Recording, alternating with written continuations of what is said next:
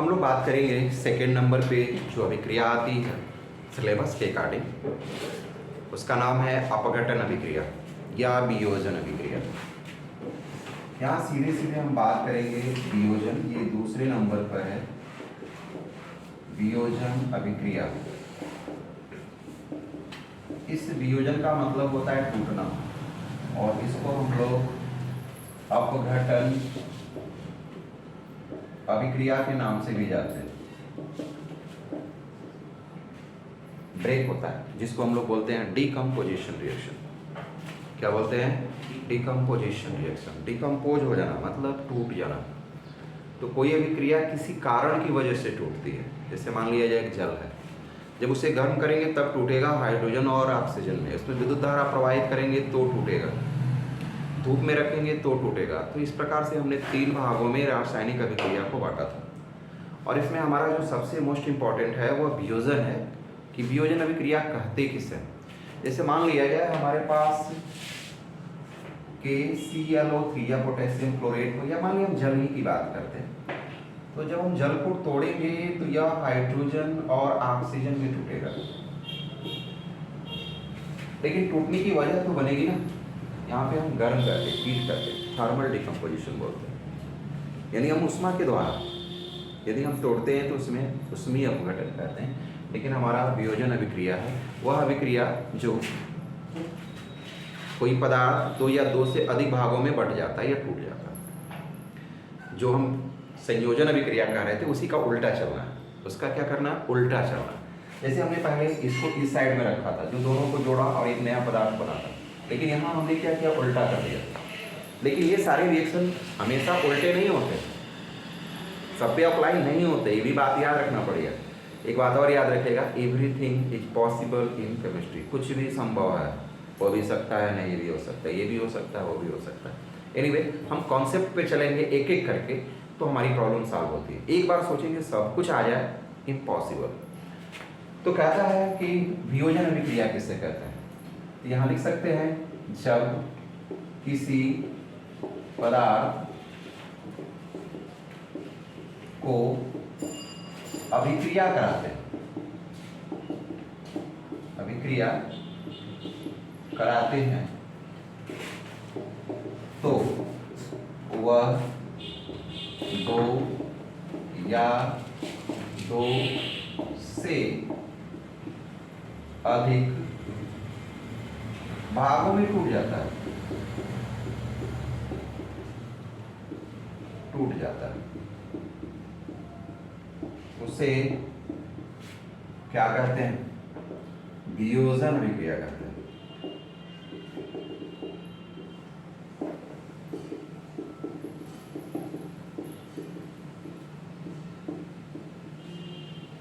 Clear?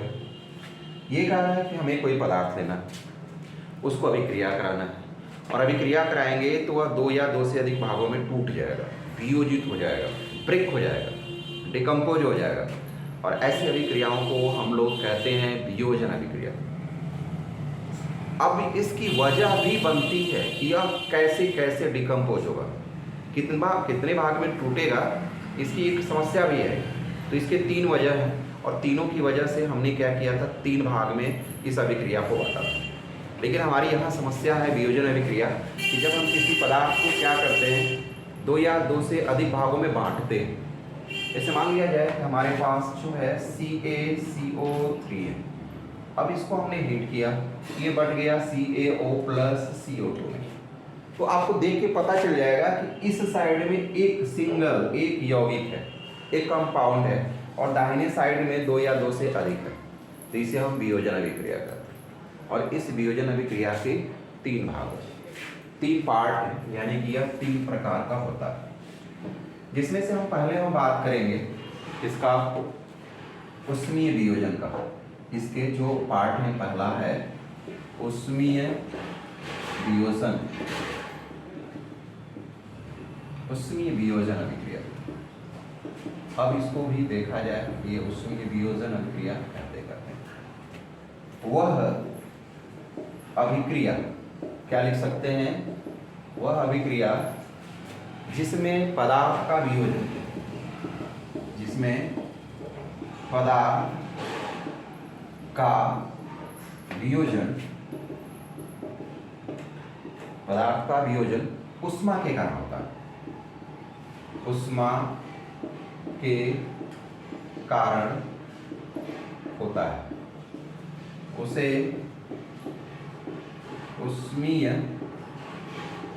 वियोजन अभिक्रिया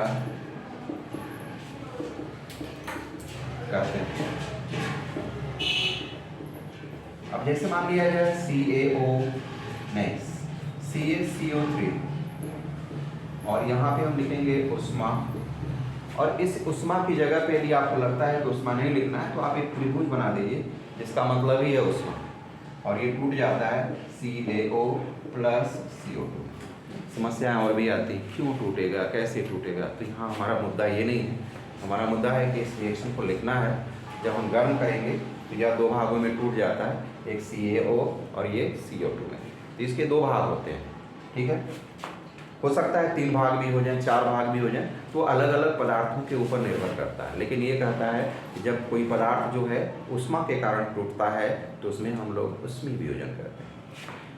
एक सवाल हमारा बनता है दूसरे नंबर पर, दूसरा हेडिंग यानी वियोजन अभिक्रिया के प्रकार में दूसरा, इसी को थोड़ा सा मॉडिफाई करना है, ध्यान से देखिएगा। कह रहा है हेडिंग में तो लिखना पड़ेगा विद्युत वियोजन। क्या होगा? विद्युत वियोजन अभिक्रिया, यानी वह अभिक्रिया जिसमें पदार्थ का वियोजन किसके कारण? विद्युत के कारण होता है। किसके कारण होता है? तो उसे हम लोग क्या कहते हैं? विद्युत वियोजन अभिक्रिया कहते हैं। मतलब हमें इसमें विद्युत का वियोजन होना जरूरी है। जैसे मान लिया जाए हमारे पास NaCl है और इसको हम पानी में घोल दें और इसमें विद्युत धारा प्रवाहित करें। क्या करें? तो यह जो है Na प्लस Cl माइनस में टूट जाता है, टूट गया। लेकिन किसकी वजह से टूटा? विद्युत धारा की वजह से। यदि विद्युत धारा के अनुसार यदि टूट रहा है तो इसे हम लोग विद्युत वियोजन अभिक्रिया करते हैं। क्लियर हुआ? जो पदार्थ विद्युत धारा के कारण ब्रेक होता है, टूटता है, तो उसे हम लोग क्या कहते हैं? विद्युत वियोजन अभिक्रिया कहते हैं, अपघटन अभिक्रिया भी कहते हैं। और एक तीसरा है जो इसी पे हम मॉडिफाई करने जा रहे हैं। यदि हम इसको हटा दें और तीसरे नंबर पे हम बात करें किसका? प्रकाशीय वियोजन अभिक्रिया। बात हमारी प्रकाश की है लेकिन सनलाइट की है। किसकी वजह से? सनलाइट, सूर्य के प्रकाश की बात है। इसको हम लोग Hν से भी दिखाते हैं, इसको फोटान एनर्जी बोलते हैं। और ये फोटान एनर्जी E होता है, E=Hν। तो आप E दिखाइए, Hν दिखाइए, सनलाइट दिखाइए, ये आपकी प्रॉब्लम है। और कुछ भी दिखाएंगे मतलब उसमें वियोजन से मतलब। तो परिभाषित कैसे करेंगे कि वह अभिक्रिया जिसमें पदार्थ का वियोजन, यहाँ लिखेंगे प्रकाश। क्या लिखेंगे? प्रकाश के कारण होता है। किसके कारण होता है? तो इसे हम लोग क्या कहते हैं? प्रकाशीय वियोजन अभिक्रिया कहते हैं। और एग्जाम्पल तो लेना ही होगा। जैसे बहुत से घरों में देखे होंगे कि बहुत पुरानी पेंटिंग होगी और वह पेंटिंग जो है सिल्वर ब्रोमाइड की होती है, काफ़ी कॉस्टली होती है, जिसको धूप में नहीं रखते। धूप में रखने के बाद क्या होता है? धीरे धीरे वह पिघलना शुरू हो जाता है, बहना शुरू हो जाता है और पेंटिंग खराब हो जाती है। इसलिए उसको हम लोग अंधेरे कमरों में रखते हैं। मान लिया जाए हमारे पास AgBr है और यहाँ हम लिख दे रहे हैं Hν। इस Hν का मतलब है सनलाइट या फोटान ऊर्जा। आप चाहें तो यहाँ पे लाइट भी लिख सकते हैं, सीधा सीधा प्रकाश भी लिख सकते हैं। और जब इसको तोड़ते हैं तो यह Ag प्लस Br में टूट जाता है, Br2। यहाँ 2Ag कर दिया जाए, यहाँ 2Ag, मतलब बैलेंस। यानी वह अभिक्रिया जो प्रकाश के कारण होता है या प्रकाश के कारण वियोजित हो जाता है, ऐसी अभिक्रियाओं को हम लोग प्रकाशीय वियोजन अभिक्रिया कहते हैं। यदि आपको कोई प्रॉब्लम होती है तो आप लोग जो है निश्चित रूप से कमेंट्स कर सकते हैं और यदि आप लोग पूरे सिलेबस के बारे में बात करना चाहते हैं, कंप्लीट कोर्स पढ़ना चाहते हैं, तो मेरे चाहे वो 10th 11th 12th BSc CBSE board UP board जो भी हो, आप मेरे प्ले स्टोर पे जा करके और केमिस्ट्री वर्ल्ड चैनल को क्या कर सकते हैं, वहाँ से आप मेरे जितने भी सिलेबस बने हुए हैं वहाँ से आप परचेज कर सकते हैं। Thank you. यदि कोई प्रॉब्लम होती है तो मेरे नंबर पे भी कॉल कर सकते हैं जो डिस्क्रिप्शन बॉक्स में लिखा हुआ है। थैंक यू बच्चों। और आप लोग का जो ऑलरेडी तो है ही है, उस पर कोई दिक्कत नहीं। Thank you.